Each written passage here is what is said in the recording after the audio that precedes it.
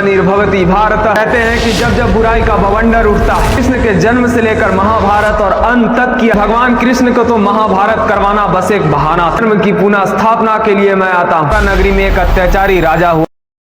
कहते हैं कि जब जब बुराई का बवंडर उठता है और जब जब अधर्म का अहंकार बढ़ता है और धर्म का प्रकाश डूबता है, तब तब धर्म को जिताने के लिए, सच्चाई और अच्छाई की एक नई शुरुआत के लिए, पुराने परंपराओं को मिटाने के लिए और नई परंपराओं और एक नई दुनिया की शुरुआत के लिए भगवान कृष्ण धरती पर किसी ना किसी रूप में अवतार लेते हैं। भगवान कृष्ण के जन्म से लेकर महाभारत और अंत तक की यात्रा सिर्फ एक कथा ही नहीं, बल्कि बहुत बड़ी सीख है हर इंसान की जीवन का।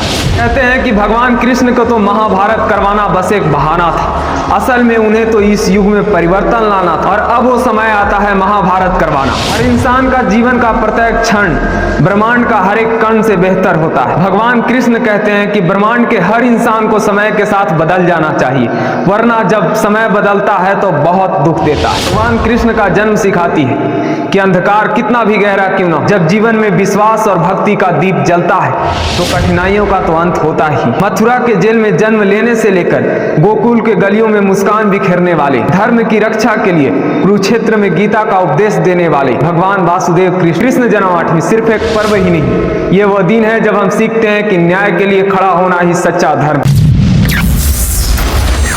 यदा यदा ही धर्मस्य, जब जब धर्म की हानि होती है, ग्लानिर्भवति भारत, जब जब अधर्म बढ़ता है, अभ्युत्थानम अधर्मस्य, तब तब मैं आता हूँ। तदात्मानं सुजाम्यहम्, धर्म की रक्षा के लिए मैं आता हूँ। पवित्राणायम साधूनाम, सच्चे और साधुओं की रक्षा के लिए मैं आता हूँ। विनाशाय चतुष्कृताम, अधर्मी और पापी के विनाश के लिए मैं आता हूँ। धर्म स्थापनाय अर्थाय, धर्म की पुनः स्थापना के लिए मैं आता हूँ। संभवामि युगे युगे, और युग युग में जन्म लेता हूँ। ये था भगवान कृष्ण का थॉट जिन्होंने महाभारत में अर्जुन को कहा था, और ये दिखाया कि जितना बड़ा अधर्म बढ़ेगा उतना बड़ा विनाश होगा। भगवान कृष्ण ने हर इंसान की जीवन की ज्यादातर कठिनाइयां भगवत गीता में बताई। बहुत समय पहले मथुरा नगरी में एक अत्याचारी राजा हुआ करता था जिसका नाम था कंस। वह अपनी बहन देवकी को बहुत प्रेम के साथ विवाह करके विदा कर रहा था।